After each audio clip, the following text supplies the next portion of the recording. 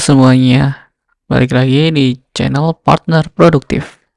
Saya Wandi. Di video kali ini kita akan membahas aplikasi produktivitas yaitu Notion. Mungkin beberapa dari kalian sudah pernah mendengar tentang Notion atau bahkan sudah menggunakannya. Tapi bagi kalian yang baru pertama kali mendengar, Notion adalah alat all-in-one yang bisa membantu kalian mengatur catatan, proyek, tugas, dan bahkan lagi apapun yang kalian butuhkan dalam satu tempat. Di video ini kita akan membahas apa itu Notion, mengapa kalian harus mempertimbangkannya sebagai alat produktivitas utama, cara mendaftar dan memulai, serta fitur-fitur yang ada di Notion.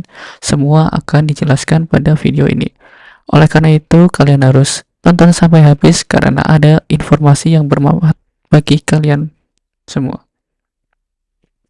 Sebelumnya jangan lupa like, comment, dan subscribe.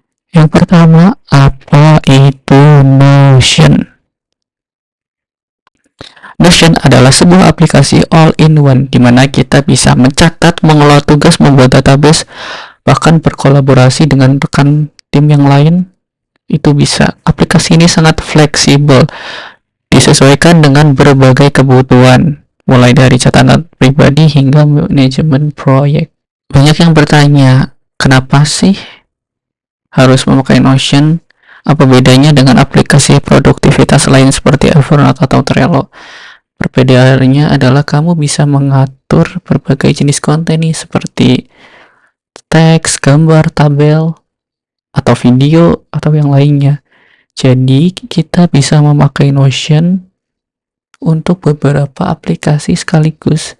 Nah, Notion tuh kayak gabungan dari beberapa alat produktivitas yang digabung dalam satu platform. Secara singkat Notion, Notion ini pertama kali diluncurkan tahun 2016. Nah, sejak saat itu Notion berkembang pesat hingga memiliki fitur-fitur yang sekarang ini sangat lengkap. Nah, kenapa harus memilih Notion? Pertanyaannya kenapa? Alasannya?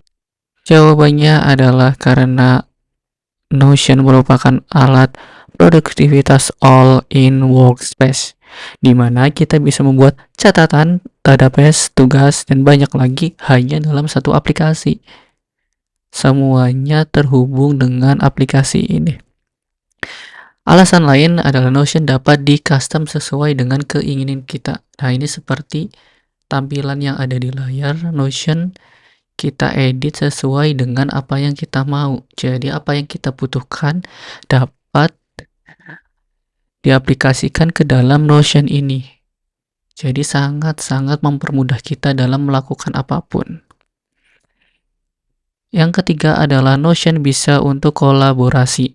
Nah, Notion ini bisa untuk kolaborasi dengan cara kita membagikan link atau akses dari template kita sendiri melalui link yang kita bagi ke orang-orang yang ingin kita ajak kolaborasi.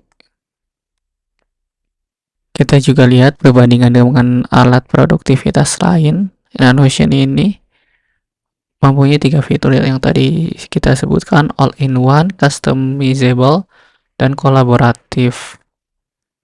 Lalu dibanding dengan aplikasi lain seperti Evernote yang memiliki 3 fitur, yaitu note taking, tapi customizable-nya terbatas itu. Kemudian susah juga untuk kolaborasi. Nah, itu bedanya sama Notion.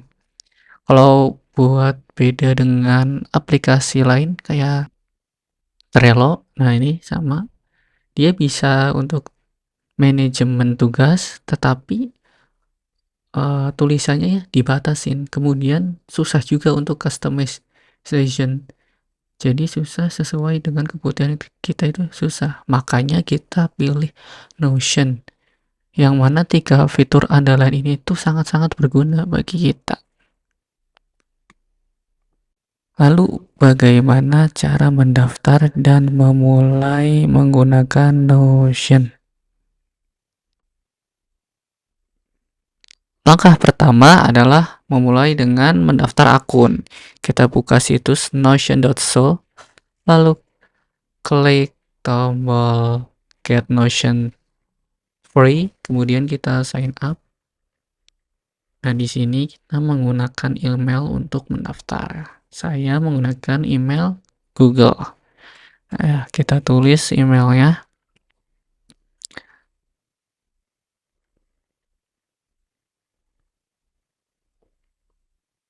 Kemudian continue. Nah, ini akan mendapatkan kode verifikasi yang masuk ke email kita. Bisa kita cek di email kita yang untuk mendaftar. Kita buka Gmail, lalu kita cek di inbox. Kemudian kita copy kode yang dikirim oleh Notion. Kita masukkan. Kemudian klik continue. Nah, ini kita kasih nama apa, terserah teman-teman tergantung kebutuhan. Saya tuliskan nama saja, kemudian isikan passwordnya. Kalau bisa menggunakan password yang kuat, strong password. Terus kemudian kalau kita ingin menambahkan foto, ya kita bisa ambil dari galeri, kita tambahkan foto yang ingin kita tampilkan. Kemudian klik continue. Nah, sudah. Notion ini ada 3 jenis ya, untuk kebutuhan tim, untuk penggunaan pribadi, atau untuk sekolah. Nah, yang saya contohkan di sini kita pilih yang untuk sekolah. Apa sih bedanya? Nah, untuk sekolah nih biasanya nanti udah ada kayak planner untuk sekolah, untuk kelas, untuk catatan pelajaran. Nah, seperti itu. Kita pilih, kemudian klik continue. Nah, ini kita menunggu sebentar. Nah, ini tampilan workspace utama dari Notion jika kita pertama kali mendaftar. Lalu bagaimana cara memakainya? Ini kita bikin page baru, kita klik icon plus, kemudian kita bisa tulis. Misalnya di sini kita buat page contoh penggunaan. Nah, kita misal mau bikin to-do list. Nah, tinggal klik to-do list. Kita juga bisa perbesar ukurannya. Misalnya kita mau ngapain hari ini, misal mau memasak, kita tulis memasak. Kemudian mau apa? Mau belajar matematika misalnya. Kita tulis saja. Terus kemudian mau belajar kimia misal. Nah, kita tinggal tulis saja sesuai kebutuhan. Mau mengerjakan soal. Nah, ini contoh untuk penggunaan to-do list. Jika sudah kita lakukan, kita tinggal menceklis. Nah, ini contoh penggunaan sederhana Notion. Lalu bagaimana cara menggunakan template Notion? Caranya mudah sekali, tinggal kita ke menu templates. Nah, kita pilih sesuai dengan kebutuhan kita. Misalnya ini untuk keperluan sekolah. Kita pilih template yang menurut kita bagus. Kita klik tombol Get Templates. Kemudian kita tunggu masuk ke halaman kita. Nah, template sudah bisa digunakan. Bisa kita edit langsung sesuai dengan kebutuhan kita. Misalnya kita klik ini, Page Week View. Kita contohkan penggunaannya. Nah, ini tinggal kita klik-klik saja seperti ini sesuai kebutuhan kita. Misal hari Minggu kita mau ada event apa, misalnya saya tulis lari pagi bersama gitu misal. Kita tinggal tulis saja seperti menulis biasa. Kemudian to-do-nya kita tulis bangun pagi dan persiapan lari. Nah, ini contoh kecil saja untuk penggunaan template. Sangat mudah tentunya. Saya rasa tidak perlu memerlukan effort yang lebih gitu. Misal template lain nih kita pilih, misal kita pilih dari Islo Student Dashboard, kita pilih seperti biasa. Kalau kita cocok, langsung kita klik Get Templates, maka templates bisa langsung digunakan kayak yang tadi. Ya, seperti itulah review singkat mengenai Notion dari mulai pengertiannya hingga cara penggunaannya.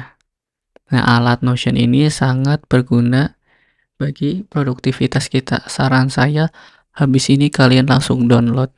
Dan jangan lupa subscribe jika video ini bermanfaat. Terima kasih.